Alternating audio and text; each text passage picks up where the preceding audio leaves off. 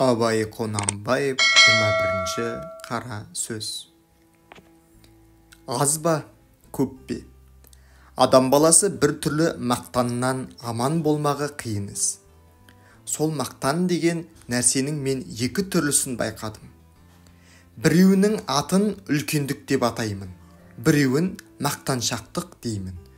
Үлкендік адам ішінен өзін-өзі бағалы есеп қылмақ, яғни надан атан бастығын, жеңіл атан бастығын, мақтаншақ атан бастығын, әдепсіз, арсыз, байлаусыз, пайдасыз, сұрамшақ, өсекші, өтірікші, алдамшы, кеселді. Осындай жарамсыз қылықтардан сақтанып, сол мінездерді бойына қорлық біліп, өзін оңдайлардан зор есептемек.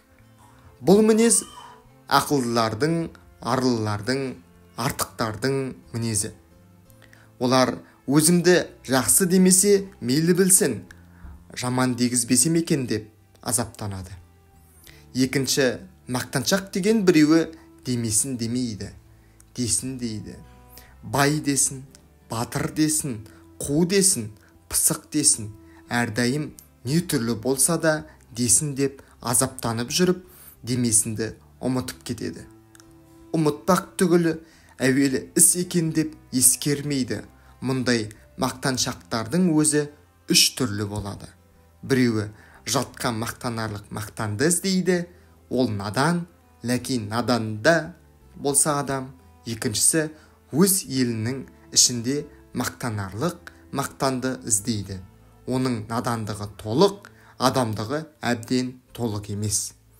Үшіншісі өз үйіне келіп айтпаса, я ауылына ғана келіп айтпаса, өзге кісі қостамайтын мақтанды іздейді. Ол наданның наданы, ләкин өзі адам емес.